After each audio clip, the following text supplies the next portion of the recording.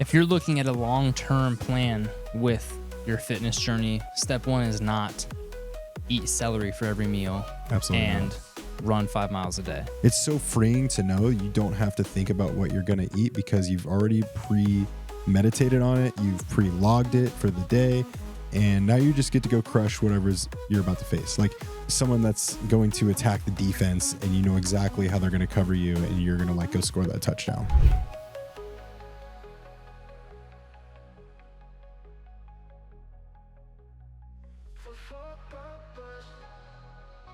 I wish I had stickers. You don't have any Crown Performance stickers? I actually don't. Sticker Where Mule. are you getting those made? Sticker Mule. Sticker Mule. Yeah. Pretty cheap. You can get like keychains made. You can get pins made. I mean, I don't know if anyone wants like a pin for their just What would be like a shirt pin. what's like the most outrageous item that you could brand like with your company? This chair. Yeah. Black leather chair with man. Fox Fitness on it. Yeah. Fox Fitness, baby. Nice. Yeah, man. How was the week? Good. Busy. Yeah. Been a busy day. Just out here trying to get these people freaking in shape. Let's go. Shredded. Yeah, shredded, but also just, Yeah. get them moving, get them feeling better. But it's good, man. I love it. I actually I genuinely enjoy just working with my clients. Mm-hmm. Luckily, I like most of my clients. Good. Most. I think that's like the beauty of like getting to do your own thing is like, I mean, there is a certain extent where it's like, okay, you need people to pay the bills, but in the same breath, it's like if you're building that culture, like you're going to attract the right people. Mm-hmm. And yeah, man, like you want to love the people you get to work with because it's like you're pouring out of yourself to invest in them. And it takes a lot of emotional effort and time and all that stuff. So Yeah, it's cool to work with people that want to work hard. yes. That's it. It's like, I don't care where you're at. Yeah. We could be doing assisted bodyweight squats, or you could be squatting 300 pounds. Mm-hmm. As a coach, it doesn't matter to me at all. Sure. In fact, it's less work for me not to load up a bar, but Yeah. but that aside, it's like, yeah, as long as you're willing to put in the effort, it's like, it's so much fun. Yes. And just like trust your process and not questioning ability or even financials, things like that. Like, it's like when we come in this place, like we're here to work. I care about you. You care about me. Like, let's just lean in. Yeah. Yeah. It's a good feeling. Yeah. Yeah, man. Sweet. On that subject, one of the more kind of fickle things with working with people is, specifically fat loss clients. Mm-hmm. And most people have the desire to get leaner. Mm-hmm. That's why most people seek out a personal trainer.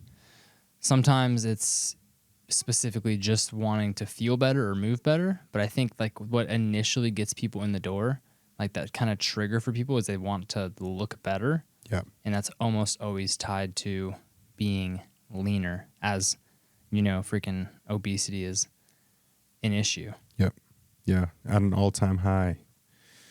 Yeah. It's like that gateway, like people, there's a lot of, self-image tied into wanting to start training, wanting to start working out. And sometimes those expectations are different than others. Like the expectations like, oh, if I just start moving, like that's all I need. I just need to like start working out and like it'll happen. Or, but yeah, there's a lot of different people along that spectrum of weight loss and getting leaner, and kind of want to break down what that looks like. Yeah, for sure. And it's simple, but there's also so many moving parts and variables as to why people are maybe not seeing the progress that they think they should. Sure. And currently, there's a trend in the space around there's a trend for a science-backed approach, right? For an evidence-based approach, which is always a good thing, because we should always be basing our approach off of research and evidence, right? But for some reason, this has been confounded with like an idea that in order to lose fat, you just have to be in a deficit and that's it. Like there's like an oversimplification around this topic when there's a lot of variables and a lot of moving parts to it. And yeah, so sometimes that frustrates me because I hear other coaches or people on podcasts talking about like, well, it's really that simple. Eat less and move more, and you will lose weight. It's almost this like attitude of like if you're watching like social, like obviously as a trainer and having like a fitness page, like that's a lot of my algorithm, and so you hear it from the mouths of like these individuals of like almost argumentative or aggressive of like, you're not losing weight because it's calories in versus calories out. You can't seem to figure out how to not put calories in. It's like, that's such a poor way to look at it because well stated, like it is, it's a simple concept, but every individual is unique. Their scenario is unique. The reason why they're not having success is unique. Like it cannot be just well, you just need to eat less or you just need to burn more calories. Yeah. Because a lot of time the body doesn't respond like the way we want it to, if that's the case. So absolutely. And it's a limited perspective. So the idea of a calorie is a measure of energy, right? How we measure a calorie is when you burn a piece of food, right? A carbohydrate, let's say 4 calories per gram of carbohydrate. It can heat up 1 cubic inch of water 1 degree per calorie when you burn it. Does that make sense? Yeah. So it's a measurement of when this thing is burned physically with fire, how much energy is that putting off to heat up water? So that's where the idea of a calorie comes from. But it's not always a perfect translation into how your body is utilizing that potential energy. Does that make sense? Yeah, well, because you have to take in factors like thermic effect, which is like kind of the concept you're talking about, but like that happens within digestion, that happens within movement and calorie expenditure, that happens within, if you have lean tissue, how does your body utilizing those calories to keep lean tissue active and alive and rebuild? Like there's all these different facets to that, to where it's not just because like I saw this Instagram page where this guy was like running as many miles as it takes to burn off this crumble cookie. It's like, dude, that is not how this works. Like, yeah, no. Yeah. It's not. And also, like when you have a wearable and it's measuring calories burned, it's like that's not exactly accurate either. Yeah. Right. So yeah, so it's a measurement of energy potential. But what happens when that energy potential is put into your digestive system and your body's interacting with it? It's not like your body lights it on fire and it uses that energy to move you. Yeah, because your body might not have the ability to light it on fire. Yeah, exactly. Right? You're not a steam engine. Like your body could efficiently digest and utilize that energy, or it could very inefficiently digest and maybe store that energy. Yes. Even though your system could use it somewhere. But if your body isn't burning hot, if your metabolism isn't working efficiently, like you might not be using the energy that you're putting in. Your body might just be storing it, even though there's demands present that your body could or wants to use it for. So yeah, again, it's like calories in, calories out. That's layer 1. But what your body does with the calories and the calories out, that calories out aspect is very hard to measure because it's very different for people depending on their metabolism and depending on their ability to digest food well and depending on their ability to manage insulin. So like if you eat 50 grams of carbs and someone who's diabetic eats 50 grams of carbohydrates, it's not going to be utilized the same way. Totally different interaction. Right? Yeah. You're going to shuttle it into muscle glycogen, and then that'll be used readily for energy. Whereas someone who's diabetic, their blood sugar's going to spike, and then that's going to get shuttled into fat stores because it's not getting picked up into the muscles. Yeah. So then now it's in fat stores. So it's not so crystal clear. It's not so straightforward. Sure. Yeah, and I think we also need to look at too, like there's a story that you're telling with your metabolism from habits that you've picked up along the way, damage that you've picked up along the way. Like it's almost like your metabolism carries baggage. Like you can't just have maybe years of abuse or crash dieting or, you name it, years of, really active periods or inactive periods.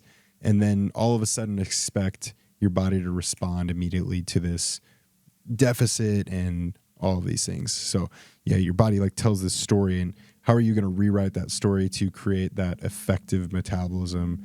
Or I like to like view it as like an engine. How do you create an engine that is selfish for calories so that you can power through and utilize what you're consuming in the right ways? Yeah. I like that metaphor. So tell me more about that. What do you mean by building an engine that is selfish for calories? Like, what is that? Yeah. What does that mean? So like it's as simple as you can make it. You think about like a V8 truck. That V8's going to like guzzle gasoline. Like we always joke about, the big truck. It's like, I'm getting 9 miles a gallon. It's like, yeah, because it is burning through that gas really quickly. In the same way, I like to think about the human body. As we take the time to get stronger, to build lean mass on our frame, to eat the right types of foods and like create this interaction between muscle to calories in, we're going to increase our potential to consume more calories while making it easier for our body to like burn through calories. So in the case of your body, it's a good thing to be absolutely a gas guzzler. It's a good thing to be getting 9 miles to the gallon. Yes. That's like insurance basically, so that if you eat a lot of calories, totally, your engine's going to burn through it. Yeah. Because in the human body, if we don't burn through it, it gets stored. Yeah. And if, we're not necessarily the perfect example, but I always like to like tell people I'm perfect. Yeah, I know. Like I've done my due diligence to build, I'm not Arnold Schwarzenegger, but I've done my due diligence to build enough lean mass in my body that like if I ate a whole ass cake tomorrow for whatever, like it's going to affect me a lot less than it's going to affect someone who hasn't done, done the time, if you will. Yeah. Well, you have a lot of muscle mass to shuttle all that glycogen into without storing it as fat. Yep. Right? If you had half as much muscle mass, you would eventually fill your glycogen stores, fill your liver with that glycogen, and then your body would have to put that somewhere. Yes. And it would go to fat stores. Yep. So I think of it in, real simple metaphor, the engine. Build your engine. And for someone that's new to like a fat loss journey and hasn't spent time strength training consistently, I think that's your number one place that you start. Especially like with a lot of my clients, like when they come in, the first thing that we're doing is not getting them into a calorie deficit, getting them on a in-body scale and making it a goal to like shed a bunch of weight. Like unless that is a really, really dire need. Yeah, unless they're very overweight. For most people, it's let's spend time building muscle. Let's spend time building consistent habits around strength training and then feed your body. Like I'm going to give you suggestions of what to eat. I'm not going to give you the exact guidelines of like your day-to-day meal plan from sun up to sundown. I'm going to encourage you to eat more protein. I'm going to encourage you to feed your body when you feel you're hungry.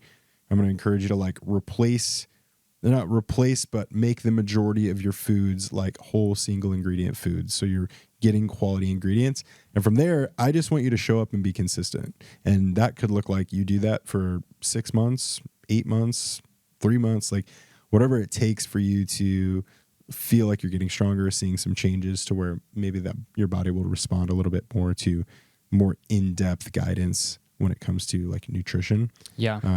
But yeah. So for most people, for you, step one is if you're looking at a long-term plan, a long-term strategy to be successful with your fitness journey, with your health and weight loss journey, step one is not eat celery for every meal. Absolutely and not. run 5 miles a day. Yeah. Okay, because what happens when we do that? You were just talking about building your engine. What does it look like to have a Prius, to have a hybrid? Yeah, we're talking like to have a metabolism that's pared down. It's funny. I've heard it explained where it's like it's an efficient metabolism, and in this case, that's a negative thing because when It's you efficient, meaning it's efficient with calories. It's efficient with calories, so it's like it's slowing down and realizing that it doesn't have to work as hard. So you get an individual who doesn't have quite the lean mass tissue, like hasn't spent time working out, strength training, that sort of thing, and you put that person into a calorie deficit, like they're going to end up in a situation where you're going to have to take them like way, way, way down in calories to where they're really hungry. They may feel malnourished. They may feel sluggish, like tons of different responses to the body. It's going to be a poor health strategy over time. So what I'm picturing is either like your typical maybe male, middle age who works in an office, maybe skips breakfast, consumes a lot of caffeine throughout the day to keep them going, maybe eats a light lunch, very inactive, not consuming a lot of calories, very low lean muscle mass, so not a lot of muscle on the body, and not a lot of demand for the metabolism to be keeping up. Or potentially female, again, someone who has been skipping meals, skipping breakfast, eating inconsistently, maybe having like a snack on the go here and there. Snacking, bro. Just, and then maybe they're doing like an hour of cardio 3 days a week and they're not lifting weights. Yeah. So again, someone who has trained their body to expect little food and to deal with and manage and maintain on small amounts of calories. Yes. So now when that person accidentally eats 500 calories more than they typically do, they're putting on some body fat. Yeah. Yeah, which is a great way to explain, like, I get a lot of clients and I work with a lot of people that they are probably in a deficit, but they're still gaining weight because they haven't, like, for what it's worth, because the way that those calories are being utilized, they're being utilized for storage. Like if you're under eating for a consistent amount of time, it's not a good thing to stay in a calorie deficit for very extended periods of time because your body's going to learn to like, oh shit, like nothing else is coming down the pipeline. I guess I got to put this away for what's to come. Yep.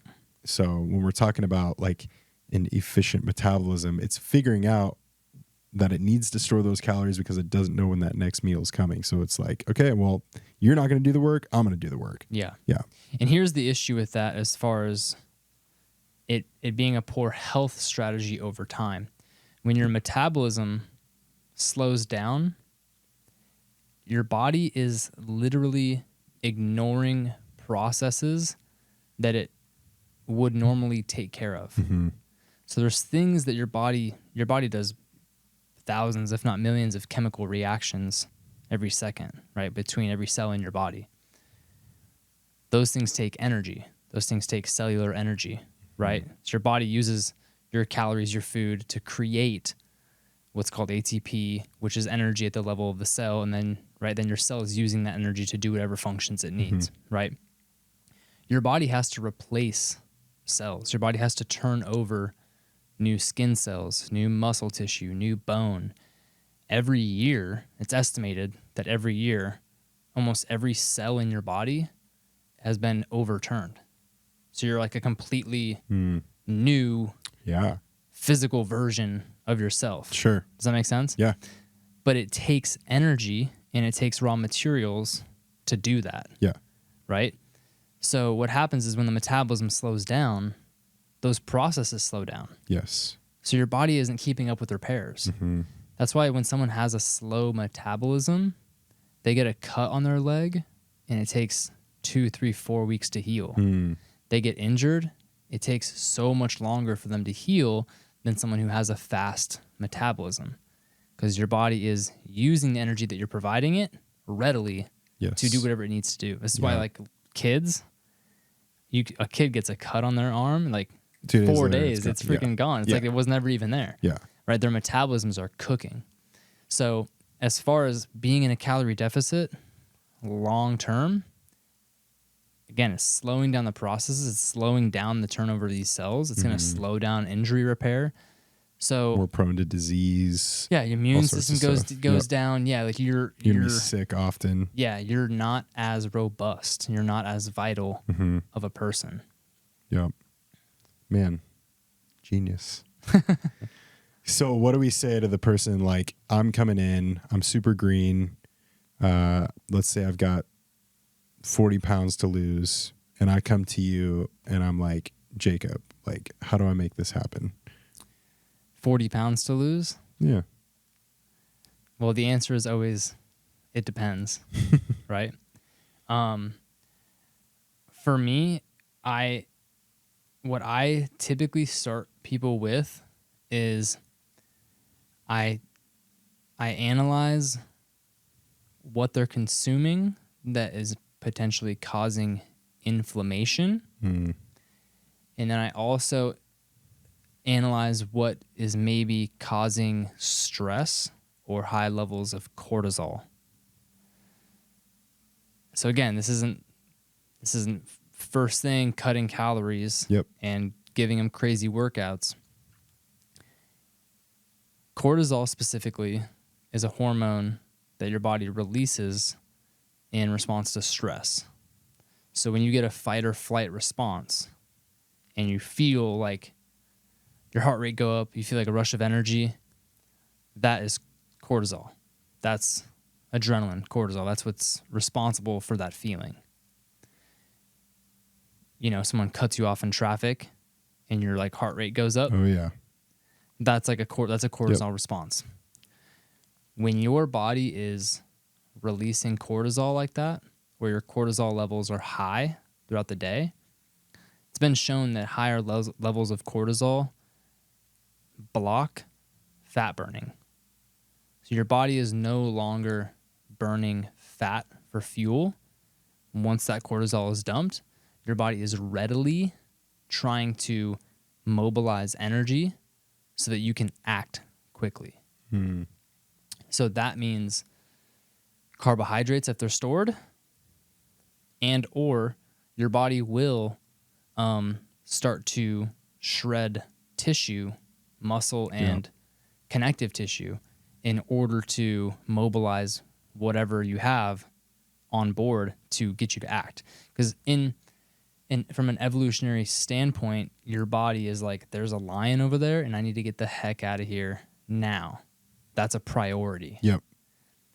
The issue with our current state, our current society, is that we run into these little mini lions all throughout the day. Someone cuts you off in traffic. A client doesn't show up on time. You're late for a meeting. You get a bad phone call. Someone is like rude to you, and then you're like ruminating on it. You're thinking about it the rest of the day. Mm-hmm. All those things could be triggering a cortisol response. Yep. So if you're staying in an elevated cortisol response throughout the day, you're not burning fat stores for energy. You're constantly burning through whatever carbohydrates are stored. And if there's no carbohydrates stored, then you're actually could be shredding muscle mass for energy. Mm. So one thing that I've seen through years of coaching is that often people that get up really early in the morning, the 5 a.m. crew, they get 5 hours of sleep, they wake up, crush their morning coffee, and they get after it in the gym. And more power to them.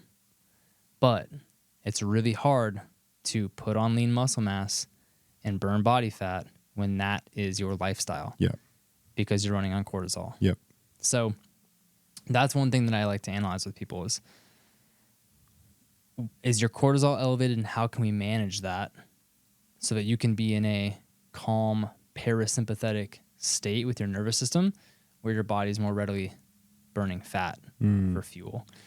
What are some of the strategies that you like, not to go too down the rabbit hole of this one specific realm of fat loss, but like what are some of the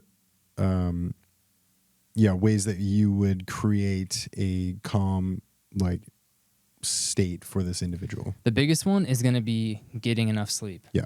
That's like that's number one. That's why Sure. getting plenty of sleep is a good fat loss strategy. Not only does it help with every system in your body possible, but it absolutely has a positive effect on keeping your cortisol levels down throughout the day. Yep. So getting quality sleep, not over consuming stimulants throughout the day, Yeah. being mindful about what kind of content you're consuming throughout the day as far as watching the news, scrolling on Twitter and like constantly being engaged. Like constant dopamine rushes. Constant dopamine hits, constantly being engaged in conflict online or watching the news or right. Yep.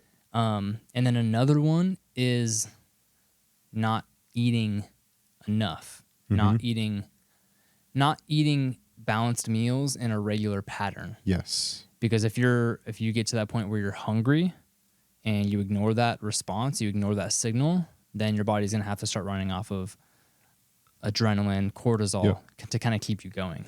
Yeah, we're talking about creating this idea of like homeostasis, which is like the scientific term for that. Yeah. The way I like to describe it is almost acts like a thermostat in a room. Like as soon as your body starts to get to that, higher temperature, boom, AC kicks on. You have this thing that triggers the body to create that balance once again. So like if you can take all these avenues and you can course correct these unique things, you're going to create a more stable state for your body to respond to like what you're asking it. Yeah. Yeah. Absolutely. So yeah, those are some of the bigger strategies for managing cortisol. And then as far as inflammation,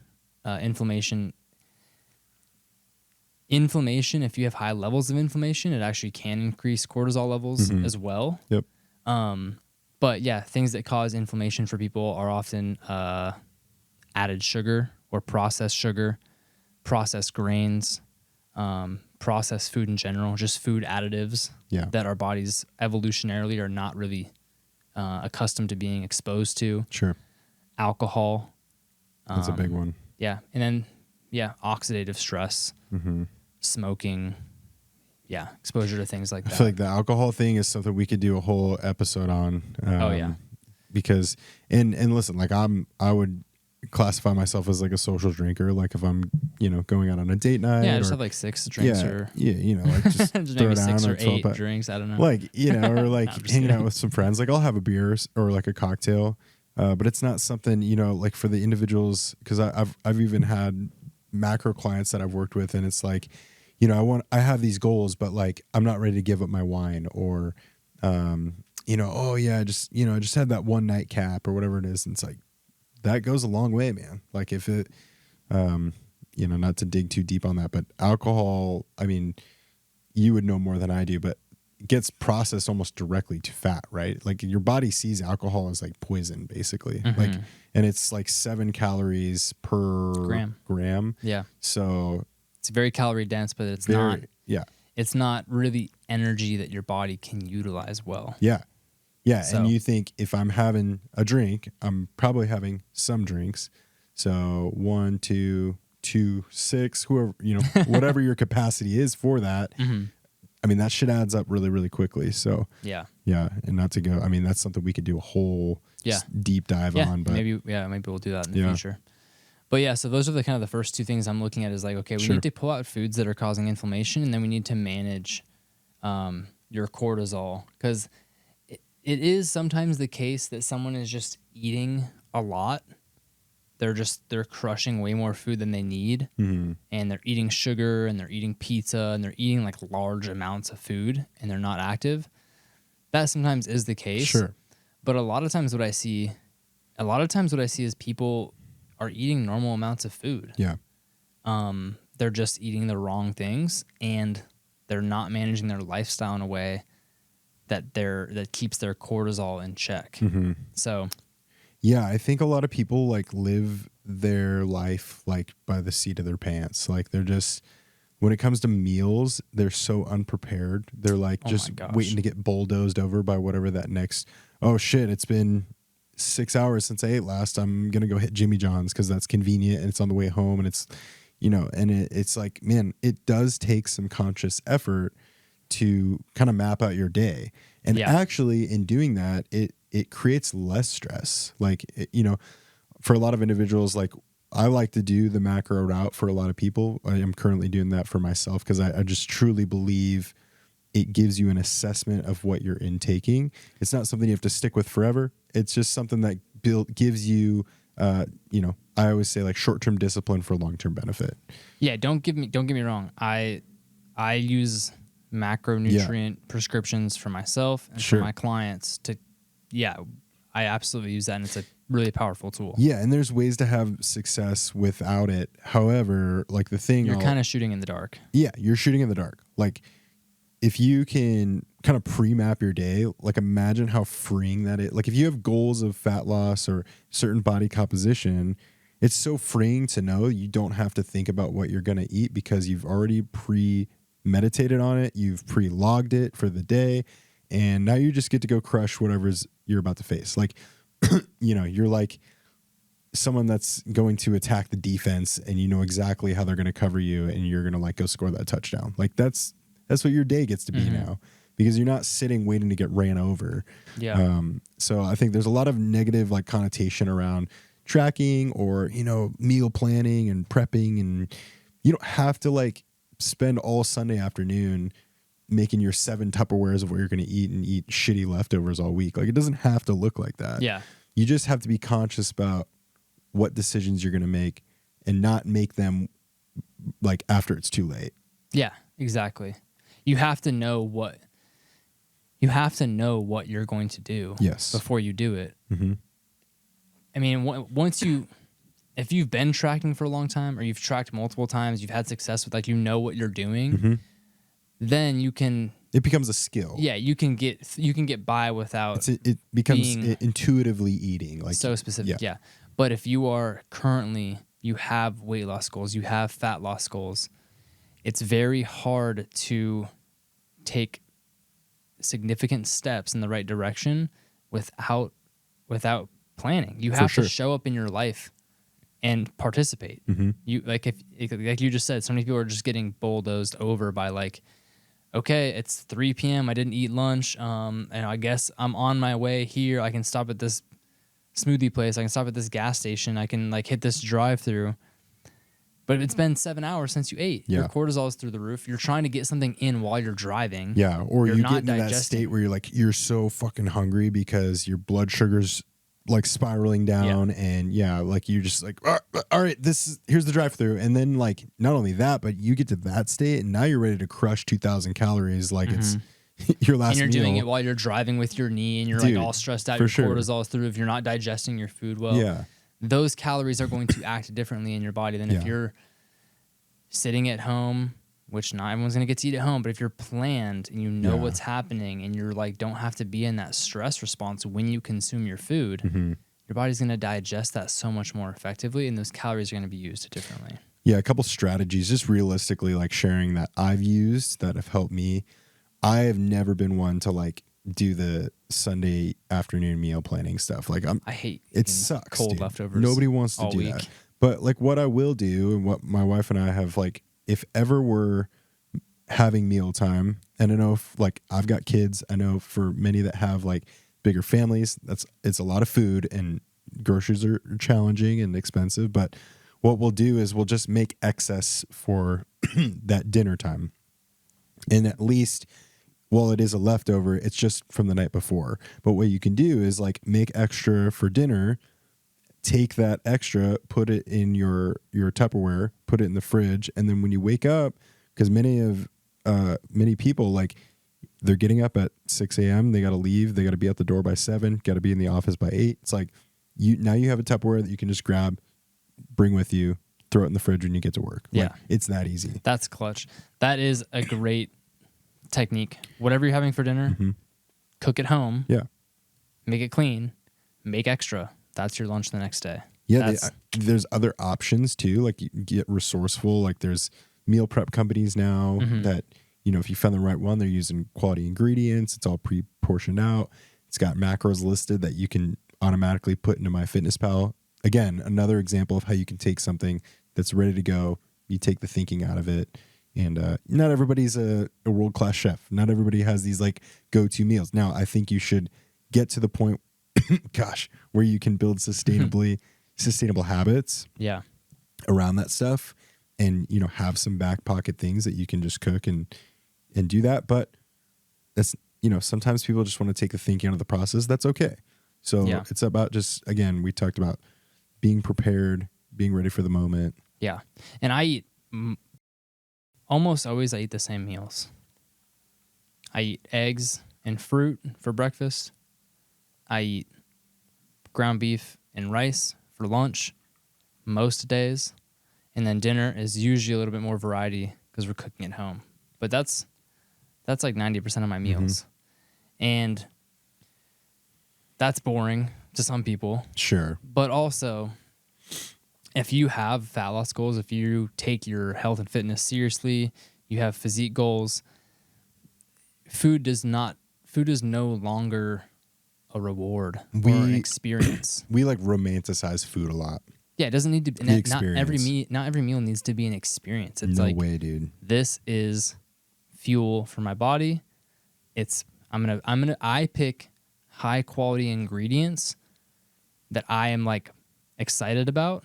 But they do taste good. I love having scrambled eggs and fresh fruit. Like, that to me is a very enjoyable meal. It doesn't need to be pancakes. Like, my wife makes homemade sourdough. We've talked about this often.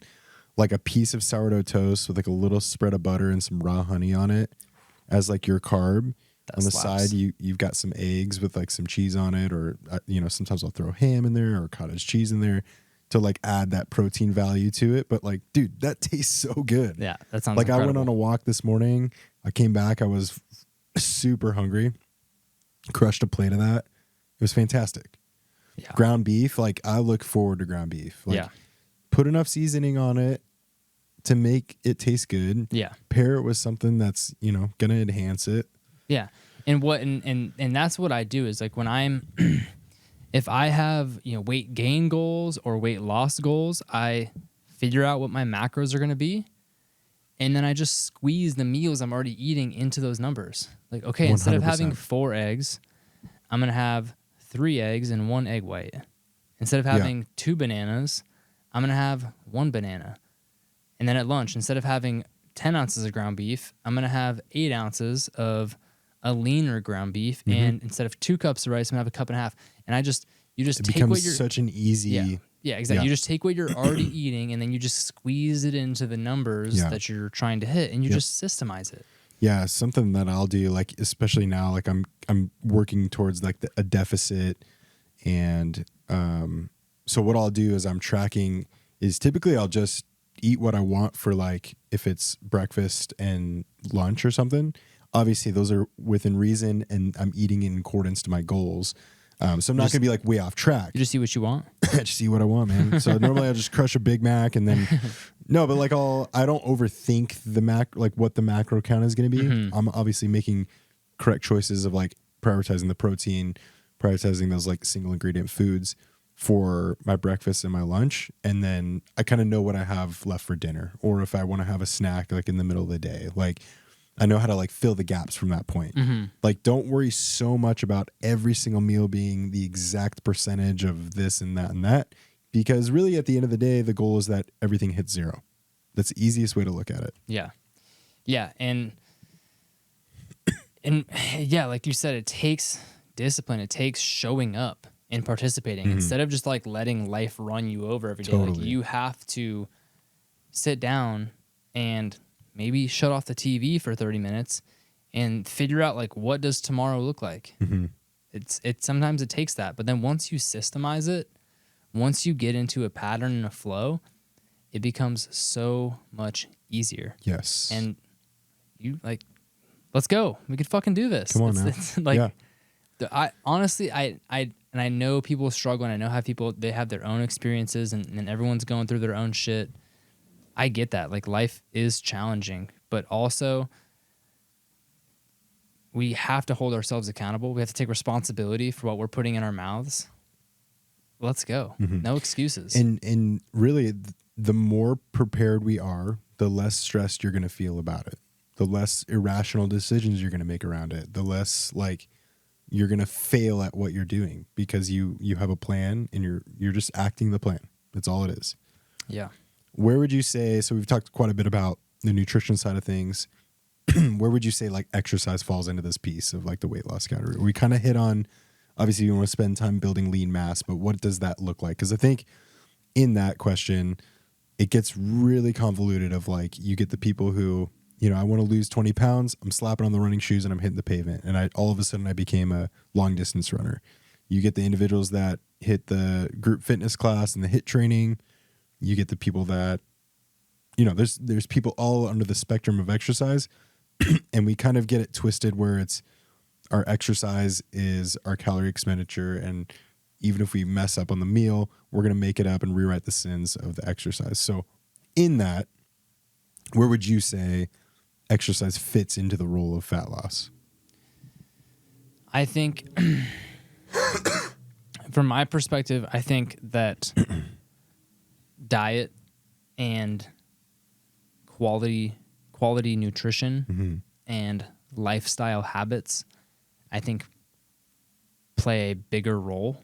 Absolutely. In weight loss and fat loss specifically, and overall health. You can, because if you ate really clean and ate proper amounts and you just like walked every day, like that would be, you'd be very healthy compared to most people. Yep. As far as an approach to longevity and, like you said, building that engine, putting muscle mass on is huge. So I personally believe that resistance training is the big boulder. It's like this is what we should be putting 90% of our effort into for most people. Because if you do a proper resistance training session where you're training with dynamic movements or functional patterns, and you're doing multi-joint exercises, you're doing sets of 8 to 15 reps with maybe 60 seconds rest. If you're doing that for 45 minutes to an hour, you're going to be in that quote unquote zone 2 heart rate for pretty much that whole session, right? And that's what people, you know, that's one of the things that gets hit on with the steady state cardio, with the jogging, with the biking, is being in that zone 2 cardio. Sure. For fat loss.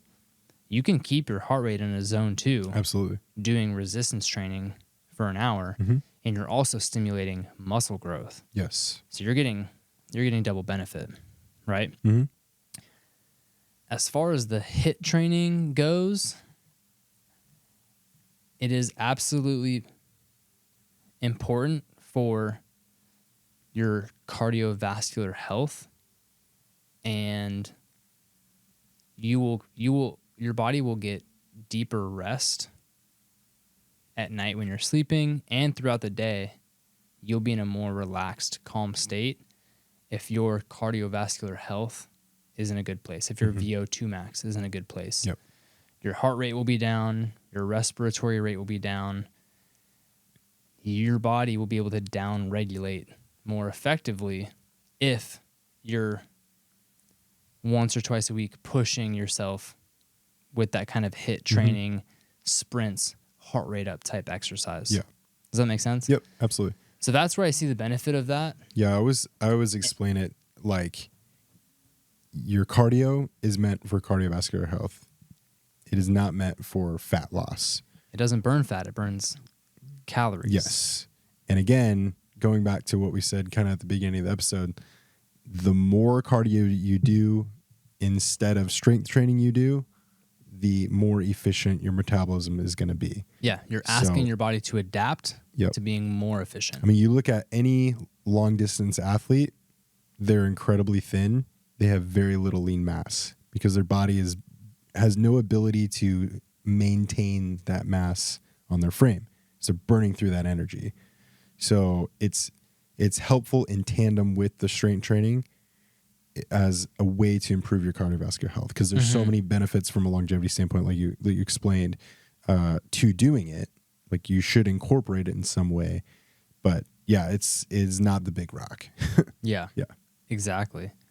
And again, you can get that benefit with like Just lift weights heavier or lift weights faster. You can get that zone 2 by doing, like Just go 60-second rest and you go do a real resistance training session where you're only resting 60 seconds and you're doing sets of 10 to 15 reps. it'll That's kick your ass. That's going to cook you. Yep. Now, the cardiovascular benefits that you're seeking, you can get that in like 2 10-minute sessions a week. This is not negotiable. You can, by doing some protocols on an assault bike or a Rogue Echo bike. That's exactly what my cardio has been for the last 6 months. Yeah, you do 2 times a week. I'm hopping on that assault bike, and it's like, I'm going to go 2.5 miles, and I'm doing it at a pace that I can withstand. Like I want to be able to kind of nose breathe, and if I needed to have conversation, but I'll do that a couple times a week, and I'll kind of change the goal. If it's 2.5 miles, if it's 100 calories, if it's 10 minutes, like whatever that parameter is that you're trying to reach. But the idea is just doing it at a pace that you can stand, and then check it off the list. Like, that's great. I will say what's been shown to be more effective is sprints. okay. So something like More interval style. Exactly. Something like a Tabata type structure where you're going hard for 20 seconds Yep. and then resting for 10 seconds and repeating that 8 times for a total of 4 minutes. You can get a massive, massive beneficial cardiovascular effect and an increase in your mitochondrial density. So the amount of mitochondria that your cells have, which the mitochondria in your cell are what produce energy. So if you have a higher density of mitochondria in your cells, your body is producing more energy per cell, which comes back to the metabolism ramping up. So through strength training, but also through these high intensity sprints where you're pushing really, really, really hard and then taking a rest and then doing it again, you can get a really powerful benefit. And again, 4 to 10 minutes, and they suck. Totally. Oh my, it's really uncomfortable. Yeah, but you knock it out. But you're Once it's done, but you're done. Now, would you say, and this is getting a little more into specifics of the exercise piece of that, but would you say there's just as much benefit to going balls to the walls on an Echo as the example, resting to the point where you're kind of like fully recovered and then going at it again? Or is the benefit kind of keeping that stimulus about, midway and then? It depends. Okay. It depends on what your goal is. Yep. If your goal is to improve your total power output, then resting till you're completely refreshed and going at it again is going to give you a better benefit for increasing your ability to increasing your top end power output. Does that make sense? Yep. But as far as the cardiovascular effect or this mitochondrial density effect that we're talking about, resting a shorter period of time where you're having to try and hit it again before you're fully recovered is going to give you a better benefit. Gotcha. Yeah, and then when we come back to this idea of like a HIIT training class, like so many people, you go to an exercise class, and what you're doing is in this group of 16, 20, 30 people, you're bouncing from station to station. You're doing 30 seconds on, you're doing 30 seconds off. You're rotating from one movement to the next, to the next, to the next. You're doing some sort of jumping variation and some sort of, on the floor variation. You're It's always like done with the idea of like, we're just going to like break you down to the core. Don't get me started on just Oh yeah, I mean, the just awful mechanics and Absolutely. programming of some of these bigger classes. But people go there and they think, oh, I just did a hard workout. Yes. I'm burning so much fat. You didn't burn any fat. Nope. You burned calories. Yes. And with that calorie burn, if you put yourself in a calorie deficit with the food that you're eating that day, then you will lose weight. Mm-hmm. You will lose weight. It's not guaranteed necessarily that you will lose body fat. Yeah, there's something to be said about, because a lot of those classes are marketed in the sense where we're fat burning. Mm-hmm. Like the idea of burning fat for energy and losing body fat are two different things. Mm-hmm. Like you might be in a state where, as that heart rate gets up and you're starting to, it's starting to be a little more intense, your body's looking to fat as the fuel source if it's in your system, but it's not like it's incinerating like your love handles off of your body. Yeah. Yeah. It's just flamethrowers. And then eventually that heart rate's going to get so high that you're just using glucose anyways. So exactly. Yeah. That's the big thing that gets overlooked is that once your heart rate gets high enough, once the demand gets high enough, you're just burning whatever blood sugar is in your whatever sugar's in your blood, whatever carbohydrates and sugars are stored in your muscles or stored in your liver. So you just ate through whatever glycogen stores you had, but you didn't actually burn any fat. Mm-hmm. So again, if you are in a calorie deficit that day because of your 700 calorie burn workout, you might lose weight on the scale, but that doesn't necessarily, if you lose a pound on the scale, doesn't mean that you lost a pound of body fat. Correct. It could be a pound of muscle mass, connective water tissue, water weight. Could be anything. Yep. Right? So we have to look at, okay, what state does your body actually burn fat the most effectively in? Mm-hmm. And it's when you are in a parasympathetic nervous system state. When your body is at ease, that's when there's like the least like intense demand. Mm-hmm. That is when your body actually is burning fat for fuel. Yeah. Because there's 3 energy sources: phosphocreatine, carbohydrate, and fat. And they go from higher intensity to lower intensity. Yep. If you're exploding, you're using phosphocreatine. If you're doing that mid-range, lifting weights or doing a high-intensity workout, you're using carbohydrates or glucose. And then finally, in a longer, slower state movement, you're using fat. So what I always recommend to people that want to lose fat, the best thing you can do, walk. Walk. I was like, we could do that together. Walk. Yep. Lift weights, put muscle on, get enough protein, be in a slight calorie deficit. Mm-hmm. You don't need to go crush hard, intense workouts as far as like high intensity intervals. Yep.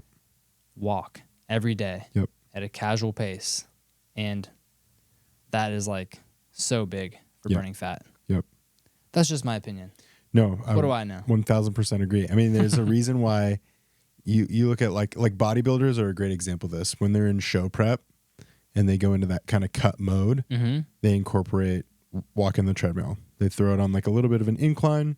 They put their headphones on, they put their pump cover on, and they're just going. And what are they sipping on? Some water, Amino acids. They're sipping on amino acids, which is protein. Yeah. So that while they're in their calorie deficit, while they're moving and they're burning fat, They're still restoring those building blocks. they're making sure that their muscle mass is staying on. Right. Yeah. So it's getting enough protein, having or working on increasing muscle mass, Mm-hmm. and then walking. Yeah. Yeah. Yeah. And that using that example as they've got it figured out as far as how to get lean. Like just because you're strength training doesn't mean you're going to get bulked up like a bodybuilder. I wish, dude. Yeah, it'd be sick.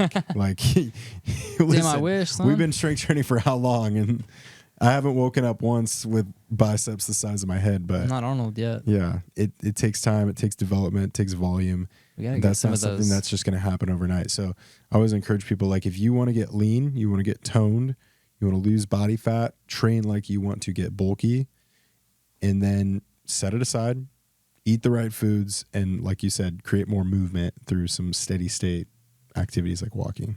Absolutely. Bam.